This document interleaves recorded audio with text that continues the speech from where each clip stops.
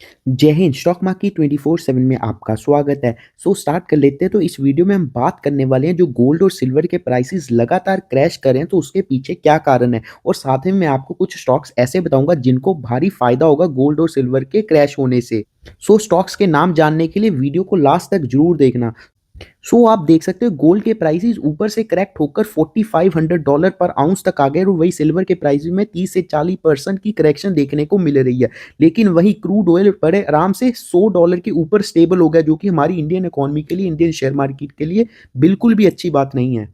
और लोगों ने जनरली परसेप्शन बनाया हुआ कि जब भी वॉर जैसी सिचुएशन बनती है तो मार्केट्स क्रैश करती हैं, लेकिन गोल्ड और सिल्वर के प्राइसेस ऊपर जाती है। लेकिन इस बार ऐसा बिल्कुल भी देखने को नहीं मिल रहा। तो मैं उन उस इस चीज़ को डिटेल में समझाता हूँ। तो उसका कारण है सबसे बड़ा इन्फ्लेशन, क्योंकि जैसे आपको पता है मिडल ईस्ट में वॉर के चलते क्रूड के प्राइसेस बहुत ज़्यादा बढ़ गए हैं, जिसके कारण पूरी दुनिया में इन्फ्लेशन का डर बना हुआ है। जब भी इन्फ्लेशन होती है तो बैंक्स क्या करते हैं, तो बैंक्स अपने इंटरेस्ट रेट को हाइक कर देते हैं। जब भी बैंक्स अपने इंटरेस्ट रेट को हाइक करते हैं तो इन्वेस्टर्स अपने पैसे को बॉन्ड्स में लगाते हैं, क्योंकि बॉन्ड्स में अब उनको ज़्यादा ब्याज मिलेगा और उनके रिटर्न्स भी सेफ होंगे, यहाँ पर कोई भी रिस्क नहीं रहेगा।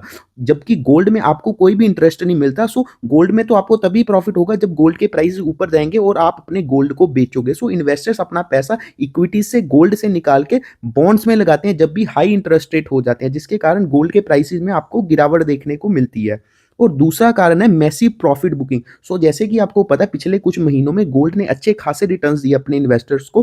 अब आप जो इन्वेस्टर्स अपना पैसा वहां से निकाल रहे हैं, प्रॉफिट बुक कर रहे हैं, जिसके कारण गोल्ड में आपको सेलिंग देखने को मिल रही है।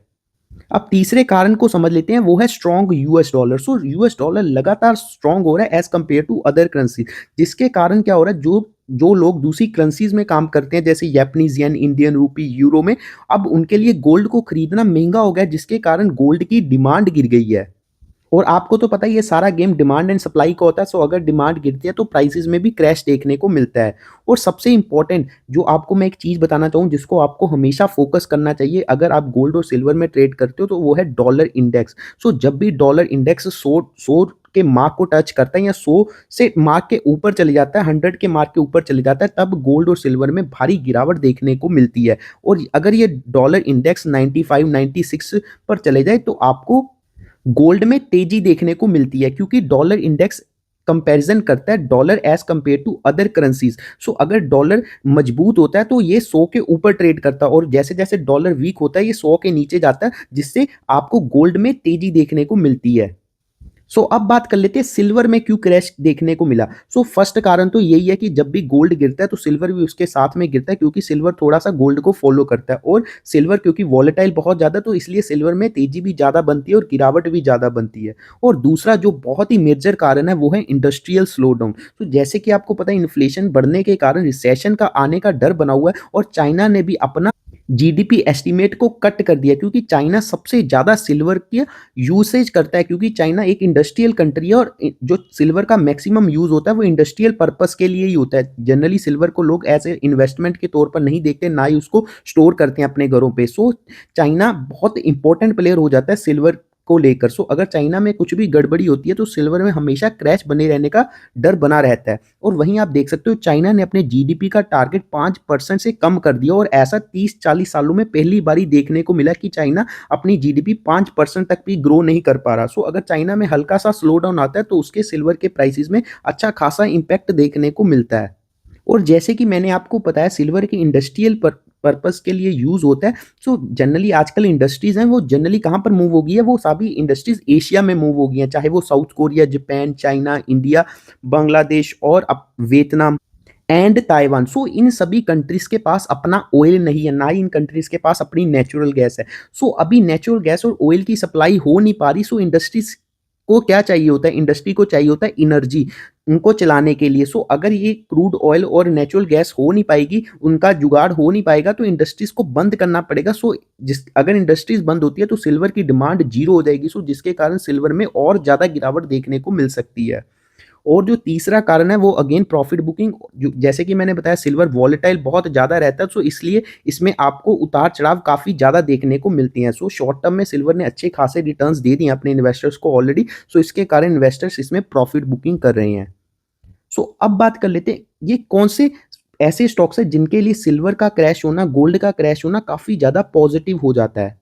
तो सबसे पहले है ज्वेलरी स्टॉक्स। सो आप टाइटन, कल्याण ज्वेलर्स और सेंको गोल्ड को अपने रडार पे रख सकते हो, क्योंकि अगर गोल्ड के प्राइसेस गिरते हैं तो क्या होता है, लोग अपना गोल्ड खरीदना शुरू करते हैं एज फॉर्म ऑफ ज्वेलरी, क्योंकि आपको तो पता है इंडिया में गोल्ड की ज्वेलरी की बहुत ज़्यादा डिमांड रहती है। सो अगर लोग ज्वेलरी ज़्यादा खरीदेंगे उसके कारण इनके सेल्स वॉल्यूम बढ़ेंगे। सो अगर सेल वॉल्यूम्स बढ़ते हैं तभी तो प्रॉफिट बढ़ता है ना। सो पिछले कुछ समय से गोल्ड के प्राइसेस बहुत ज़्यादा बढ़ गए थे, जिसके कारण लोग शादी ब्याह में भी बहुत कम गोल्ड खरीद रहे थे। सो जिनके कारण जितने भी ज्वेलर्स थे उनके रिजल्ट्स में आपको हाई गोल्ड प्राइसेस का इम्पैक्ट साफ देखने को मिल रहा था। सो जैसे ही गोल्ड के प्राइसेस गिरते हैं तो इनके लिए काफ़ी ज़्यादा पॉजिटिव हो जाता है। सो सेकंड जोन सी इंडस्ट्री है वो है ग्रीन एनर्जी एंड टेक। सो इसके लिए सिल्वर का गिरना बहुत ज़्यादा इंपॉर्टेंट हो जाता है। और कौन से स्टॉक्स ऐसे हैं, तो टाटा टाटा पावर एंड स्टर्लिंग एंड विल्सन को आप अपने रडार पे रख सकते हो, क्योंकि इनमें सिल्वर का अच्छा खासा यूसेज होता है।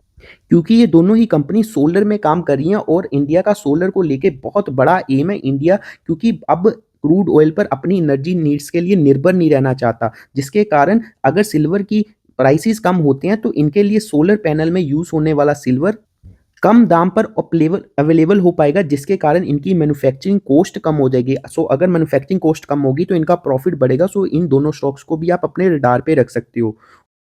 अगला स्टॉक है एमसीएक्स, जिसको कि गोल्ड सिल्वर के प्राइस क्रैश होने से फायदा होगा, क्योंकि जब भी ज़्यादा वोल्टिलिटी रहती है मार्केट में तब ट्रेडिंग एक्टिविटी बढ़ जाती है, जिसके कारण एमसीएक्स का ट्रांजैक्शन फीस से आने वाली कमाई बढ़ जाएगी। सो आप इस स्टॉक को भी अपने रडार पे रख सकते हो। सो अब उन स्टॉक्स की बात कर लेते हैं जिनके लिए गोल्ड और सिल्वर का क्रैश होना बहुत ही ज़्यादा नेगेटिव हो जाता है।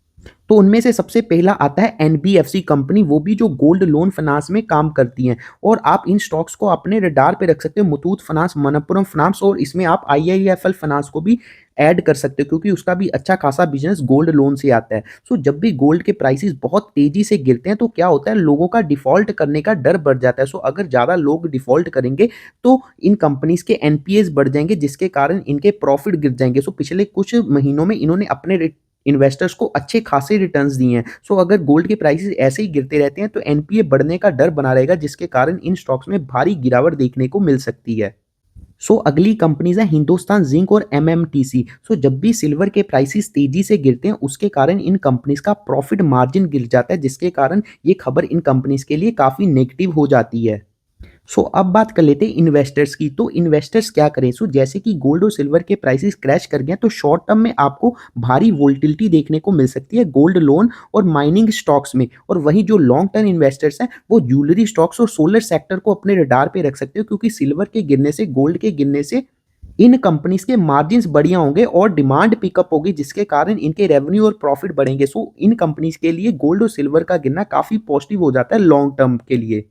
सो अगर आपने यहाँ तक वीडियो देख लिया, thanks for watching this video. अगर आपको वीडियो अच्छी लगी है तो आप लाइक कर सकते हैं। और अगर किसी ने भी जब गोल्ड और सिल्वर के प्राइसेस बहुत तेजी से बढ़े थे तब गोल्ड और सिल्वर में इन्वेस्ट किया था, तो आप अपने दोस्तों के साथ इस वीडियो को शेयर कर सकते हैं। जय हिंद।